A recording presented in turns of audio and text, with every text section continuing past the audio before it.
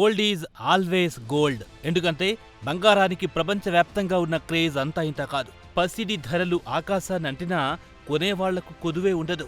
ఇక దొంగలు కూడా ఎక్కువగా గురిపెట్టేది బంగారాన్నే. ఇంటికి కన్నం వేసినా, జ్యువెలరీ షాప్లకు కన్నం వేసినా లైఫ్ సెట్ అయిపోతుందని దొంగలు అనుకుంటారు. అందుకే బంగారాన్ని కొట్టేయడానికి ఎలాంటి రిస్కునైనా చేస్తారు. ఇక అమెరికాకు చెందిన ఓ దొంగ చోరీ చేసిన బంగారం వస్తువు ఇప్పుడు ప్రపంచవ్యాప్తంగా చర్చల్లోకి ఎక్కింది. అయితే దొంగిలించడానికి మాత్రం దొంగిలించాడు, కానీ దాన్ని దాచుకోలేక అడ్డంగా పోలీసులకు చిక్కాడు. ఇక ఆ వస్తువు ఏంటని తెలిస్తే మీరు ముక్కున వేలేసుకుంటారు.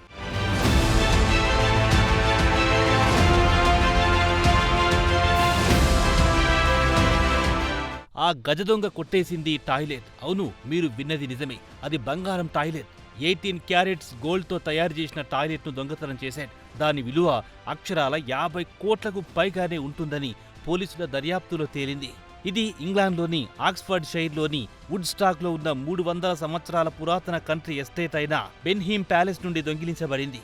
ఈ చారిత్రాత్మక ప్యాలెస్ యూకే మాజీ ప్రధాని విన్స్టన్ చర్చిల్ జన్మస్థలంగా ప్రపంచ ప్రసిద్ధి చెందింది.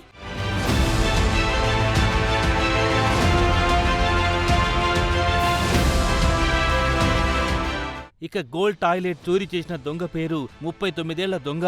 తాను నేరం చేసినట్లు ఆక్స్ఫర్డ్ క్రౌన్ కోర్టులో ఒప్పుకున్నాడు. దొంగిలించిన వస్తువులను కోర్టుకు అప్పగించాడు.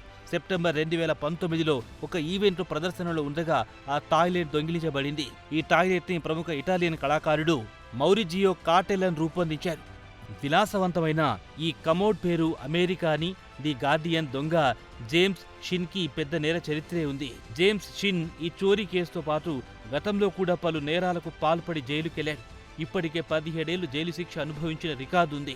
నేషనల్ హార్స్ మ్యూజియంలోని పరిసరాలు, ఇతర వస్తువులను దొంగిలించిన కేసులో జేమ్స్ షిన్ పై ఆరోపణలున్నాయి.